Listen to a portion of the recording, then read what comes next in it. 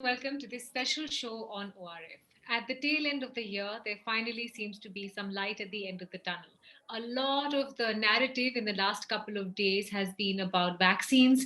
There's two or three options, it seems now, and it looks like perhaps there will be some kind of vaccine led solution at least going into 2021. But it's also raised many important questions. On the one hand, what this means for India from a health imperative, what are our options really, how are we going to roll this entire exercise out? And more importantly, from the economic side, do we have the systems and processes in place in order to carry out such a nationwide drive in terms of vaccinations? What does it mean for health costs for India? Joining me to talk about that are two gentlemen who've been tracking that space and writing about that space quite extensively.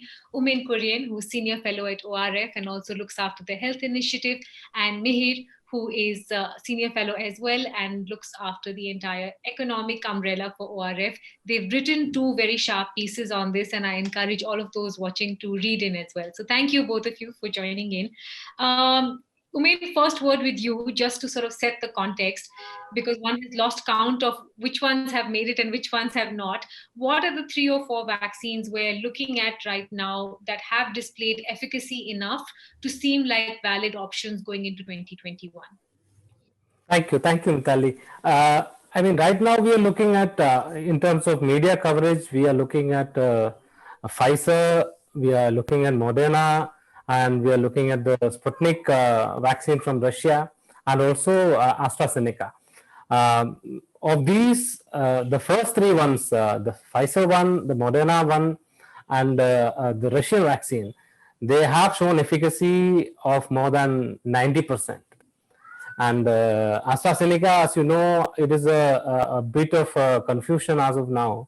The overall efficacy is around 70%, but for a subgroup, as a result of some mistake in dosing, they have found that there can be efficacy up to 90% if the dosage is tweaked. And because of the error, they are good. As you have read in the papers, they are doing a retrial. So that is where we are. But for India, the more relevant vaccines are of course the AstraZeneca vaccine and the Russian vaccine. So we have a purchase agreements with both these, and the other two, it will take a while for them to reach India, because they have already committed to supplying to a lot of developed countries. And these two, Moderna and Pfizer, have no pre-purchase agreements with the COVAX facility, which the WHO and Gavi co-host. So that is where we are. Umain, just to clarify as well, because there's so much focus right now around AstraZeneca from an Indian point of view. It seemed the most sort of the best fit in terms of the storage temperatures, in terms of the cost as well. It looks like India has said they're going to consider clinical trial data for the two full dose vaccines and not for the one that you just mentioned. Do we have to wait and watch on this one? Umain, is India's stand clear on the AstraZeneca debate? Yeah, we are clear. We will have to, we will have to wait till the Serum Institute trial results come in. In any case, for any vaccine to get approved in India, they will have to run as of now. I don't know, what will happen in the future, but as of now, they will have to run a trial in India. So most of these international press coverage, it wouldn't really touch Indians directly in the short and in the medium run, unless there are already advertisements in the informal media that you can pay a few lakhs and have a vaccine tourism trip to one of these Western countries and get a jab and come back. So those are different. So if you are rich, you can get the cutting edge vaccines, like probably you can get the cutting edge ones like Pfizer and Moderna once they get approval in the West. But for those vaccines to get to India is going to try and get some Pfizer doses. Some ministry officials have said, but the conditions, the kind of requirements are so high that those vaccines reaching our countryside is next to impossible. So maybe some city dwellers, India will have to get a mix of vaccines. It is not going to be AstraZeneca alone or our own indigenous Bharat Biotech or Zydus or any other. So it has to be a judicious mix of vaccines.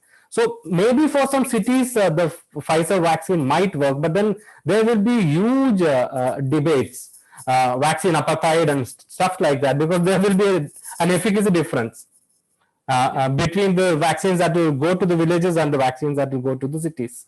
So it is going to be a bit of a minefield, to put it mildly. Minefield is a good way to lead into the economics of it, Mihir. Here we are, a 1 billion plus population, poor social distancing norms, and a real logistical challenge, I think, in terms of transporting this vaccine. But before that, Mihir, are there clear, joining points on how this flows out? Recently, some of the state chief ministers said it doesn't look like the center is going to be spending on this. We need clarity on whether the center or the state is spending on this vaccine rollout. Is it going to be a government sponsored scheme? Is any of the economics of this clear at this point, Meir? Vitali, I think that the problem is, given that A, we do not know what this mix of vaccines is going to be. So therefore, we do not know what the initial, even the per unit cost will be likely. We don't know what the additional infrastructure investment required will be in terms of whether refrigerators or frozen storage, if there is a section of these that are in fact Pfizer or Moderna mRNA types that require that kind of super cooled environment. And in fact, the Prime Minister said this in his conversation with the chief ministers last week, that there is too little that is known for us to have a final sense of what costs will be. And in the absence of that, I think it will be irresponsible to, either for any chief minister or for the prime minister to stand up and say, look, we can handle this on our own, or we need help. What they said in Bihar during the election campaign, for example, the BJP said in Bihar at a couple of meetings that, we'll take care of the vaccine cost for Bihar. That is not the kind of thing that you should be doing in advance of knowing what the rollout is actually going to be. I will say this, that the chances are that we will go with the AstraZeneca thing precisely because it will have probably alongside Sputnik, I don't know what Bharat Biotech will eventually produce, but it will have the lowest unit cost as well, right? And that's been in the pipeline for a while. I think it's very fortunate that it has, even in its full sample, which is the only sample we should be looking at really, because when you hear people saying in the subsample it was 90%, that subsample was not randomly selected. All right, so we don't know. We shouldn't really be drawing conclusions from that, and neither should AstraZeneca have. But in their full sample, it's still 70%, and that is still an effective vaccine. All right, and it is an effective vaccine if you manage to roll out your actual delivery system and your vaccination system to a large enough proportion of the population. And again, the other point here, Mitali, is that we don't know.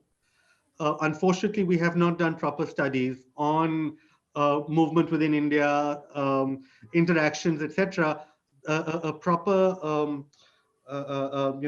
examination of what proportion of the population will need to definitely be vaccinated, what threshold needs to be met in order for example, a 70% efficacious vaccine to give the population as a whole herd immunity. Now, we know it in excess of 75%, it may be 80%, it may be 85%, but we don't know for certain. And that has to also be a priority. We need to figure out first of all, what our target is. So there's a lot still that's not known, and not a lot of time to do it in. Even if you look at some of the basic chain links, though, Mihir, I mean, procurement, storage, distribution, identifying a recipient, payment modalities. You are in any case working with a situation where we have an extremely paltry allocation to health.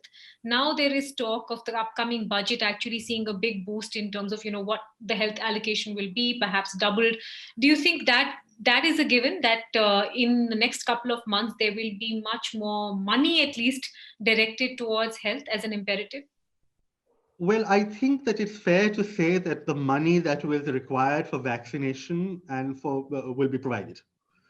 Right, that will come out of whatever, you don't need to worry about that. That cash will emerge if people examine, if somebody can put a number to it, and the number will be reasonable.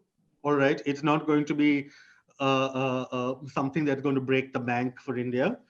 So if somebody can put a number to it, that number will be provided, whether through borrowing, whether through cutting expenditure elsewhere. I don't know, but that money will come.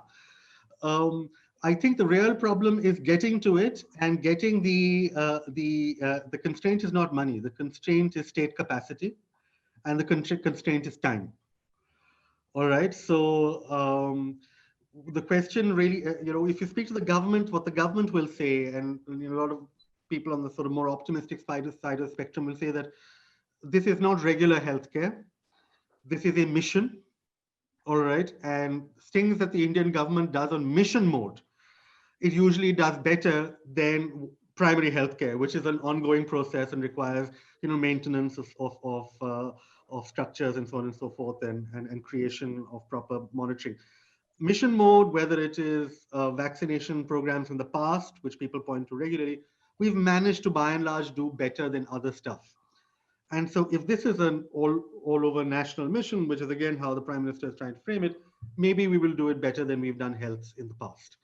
So money will not be a problem. I expect even state capacity eventually will not be a problem, in the sense that people will be diverted from other tasks, at least for the first 6 to 8 months of the vaccination program, to try and get as much rollout as possible. My real fear is what happens once you've got, and maybe this is a little further down the line even than we want to think about, what happens when we've got 8 months in, 1 year in, we've got a certain proportion of the country done. All right. And maybe you've got up to 70% vaccination in some of the larger cities, and but you haven't really gotten into enough the interiors. Maybe you haven't gotten to UP and Bihar. At that point, my fear is that we'll take our foot off the pedal just a little, and we won't do the last 20, 30, 40% at the speed that we should. And the fact is that until we know we've gotten to that threshold above 80, 85, 90%, we cannot take our foot off the pedal. Mihir, it doesn't take much for us to take our foot off the pedal. Just one Diwali season. We've done that in Delhi NCR without any vaccine. So clearly we're Teflon coated. But, Umaid, let me draw you in on this precise point about rollout, because that's where the big concern is. How do you think it will happen? Do you think it will be as well laid out as a polio vaccination campaign? And that really seems to be the core of even global observations about India, saying we have made leaps and strides in healthcare, but how do we manage to cross this entire terrain and cover this 1.38 billion population? Yes, I mean, it is going to be a major, unprecedented endeavor. But I think we will wait for a vaccine to emerge, which will help us piggyback on our existing infrastructure with some tweaking, maybe doubling of capacity here and there, spreading it a little thin across the terrain. But we will wait for it. But it won't be quick. I mean, it won't be.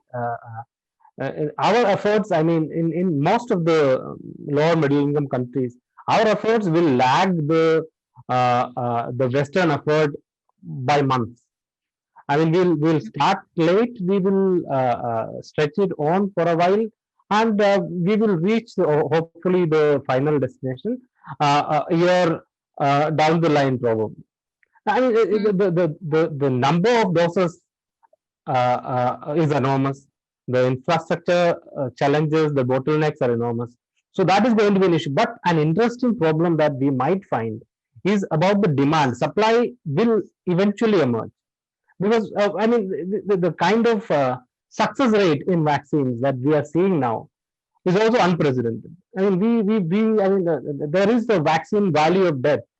So out of 10, only a few emerge victorious. Now we are seeing many victorious vaccines and very high efficacy. So I mean, and the Bharat Biotech also started. If you have read the news, it has started their phase 3 today. So Bharat Biotech will also hopefully be there, and Novavax is happening by January. It will also emerge. Novavax has also committed some 1 billion doses to India already through serum, of course. But down the line, there is going to be a problem of demand. We have seen in H1N1 in the past. There is a huge race for vaccines, and people are worried about not finding vaccines. But when the vaccines actually emerge, people don't want it because their own perception of risk has changed. It is not a medicine; it is a vaccine. It is for the healthy population. So your perception of risk can change. I mean, you can think about this. H1N1 is a major killer in India also. I mean, people die. There are outbreaks. How many Indians have a flu shot every year?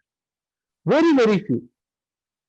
So perception of risk will kick in at some point, and it can potentially undermine the success of a rollout. I mean, it can happen all across the world, but in India there is vaccine hesitancy, not just among the people who are not informed, even among well-informed people there is vaccine hesitancy for a range of reasons.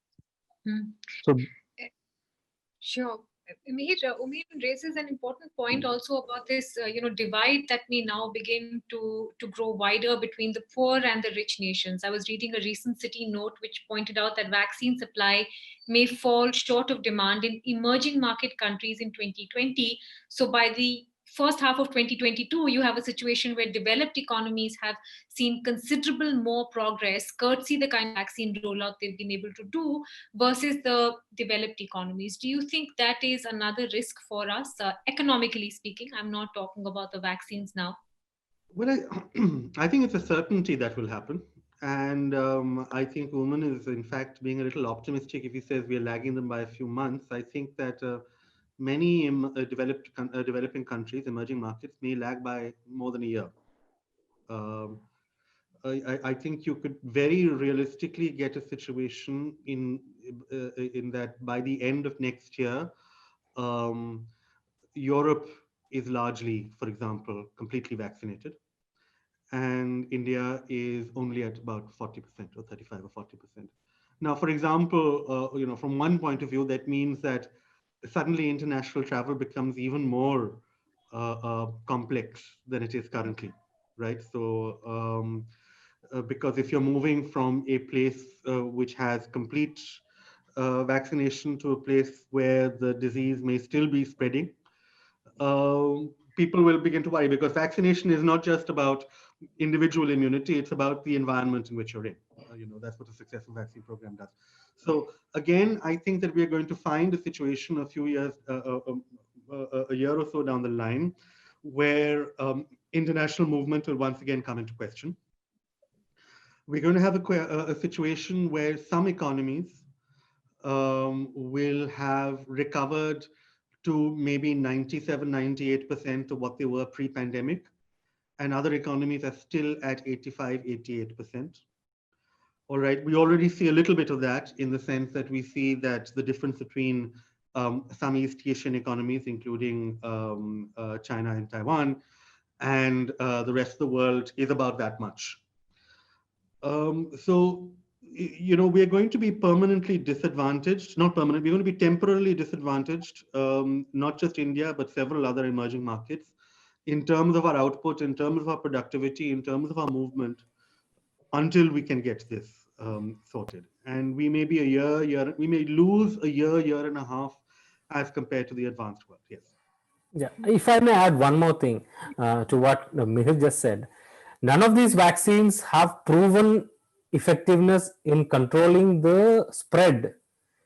These vaccines only ensure that if you get infected, that wouldn't progress into disease. You may still get infected, you may still spread it. The transmission is not broken by any of these vaccines. AstraZeneca claims that there are indications that it might happen. So they don't have any data right now. So we will see what a vaccine can do and cannot do. So as of now, there is no proof that vaccine can prevent transmission. It cannot. It can reduce your chances substantially of developing COVID disease, even if you are infected. So it is a bit too tricky, and also, I mean, if you see the 13 vaccines that are in phase 3 trials, 5 I think or 6 are Chinese vaccines. If you look at China, they have been marred with big vaccine scandals about the quality, lack of quality of vaccines that they produce over the last year or two. So the Chinese public, if they are relatively better off, they don't want to consume Chinese vaccines. So these vaccines will be dumped on into the lower middle income countries, dressing it up as some kind of health diplomacy mission. All this drama is going to roll out in the next few months. We don't know enough right now to have a solid plan in place. I mean, that is what I think. We'll have to wait and watch a bit. Let me just go back to AstraZeneca for a moment, Omain, because I think that's where, a crux of the Indian focus is. I mean, it's clear they've been the most active in terms of reaching supply accords. I was looking at the price imperative as well. We've got we've got Pfizer at close to $20 a dose. You've got a couple of others like Moderna at $32 a dose. And then you've got AstraZeneca that claims to be at $3 a dose. Do you think countries like India might get pushed between a rock and a hard place where the ultimate decision will have to be around pricing, considering the spread we've got to cover? I mean, the market price. Sorry, was that question to Mihir? You take it, Oman. Take it, Oman. For you, Oman, yeah. No, we have to, as Mihir said, if there is demand, if people are willing to take it, the government, I think, will find the money to get it done. The thing is, but still the money is going to be substantial. You should know that what we spend, what Indian governments spend on a person's health, the center and states put together, is about a little over 1,000 rupees per year. So you cannot spend all of that on a vaccine. I mean, what AstraZeneca is offering is $2 or $3. No, I mean 200 rupees or something for the government. Yeah, 200 or 300 rupees for the government for $3 for the government, I think. Yeah, if I remember right, $3 for the Indian government.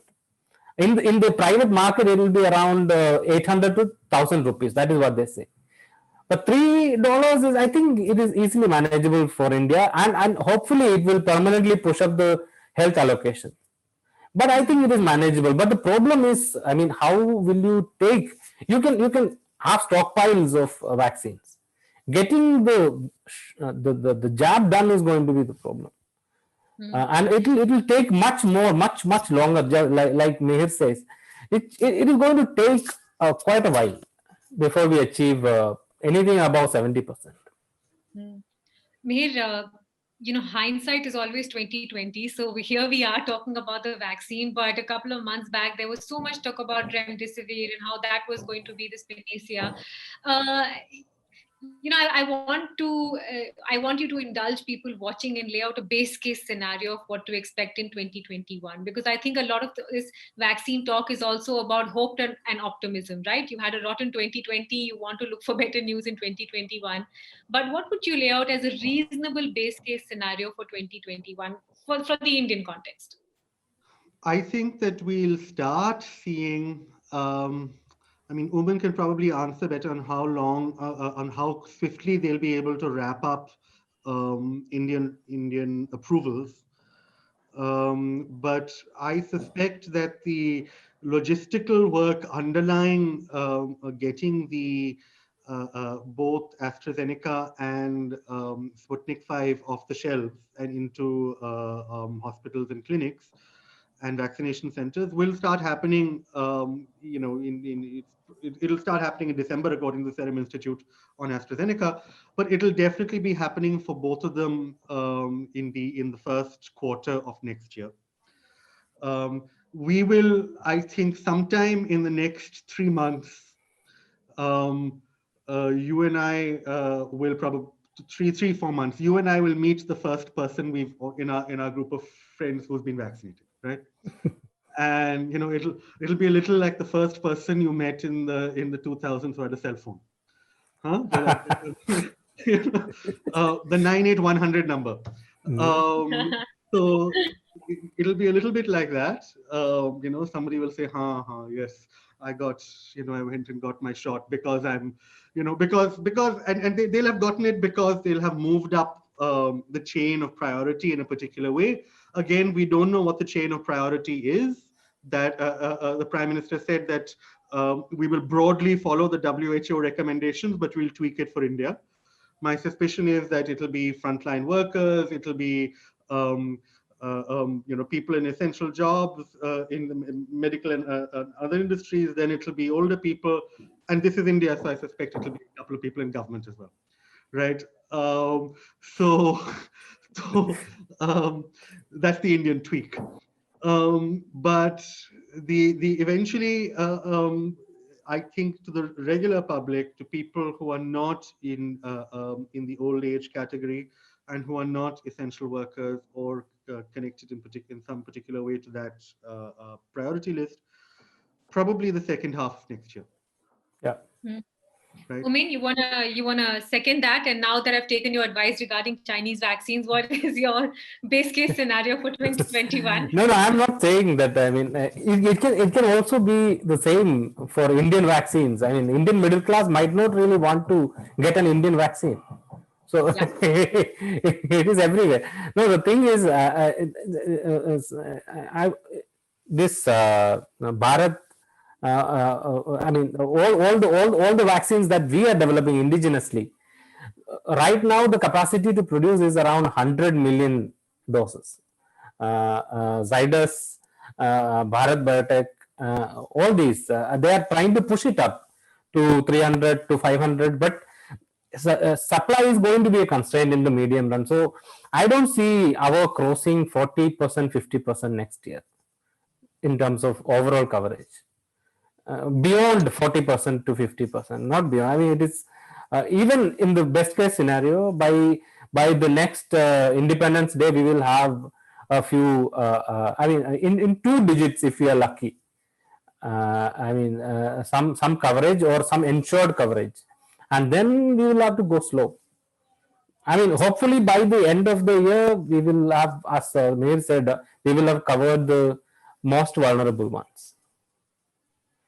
But I mean, the only vaccine that we have is physical distancing for now, for a couple of years. This vaccine is not going to change anything on the ground for a couple of years. Okay, gentlemen, on that note, I think this has been a booster shot of realism, both on the economics and the medical front. Thank you. Like I said, for anyone watching, Umain's been doing some really great pieces on health. Mihir's been talking about the economics of this entire vaccine drive. So do keep watching, keep reading everything that we're putting out. Thank you both for joining in today. Thank you. Thank you. Thank you.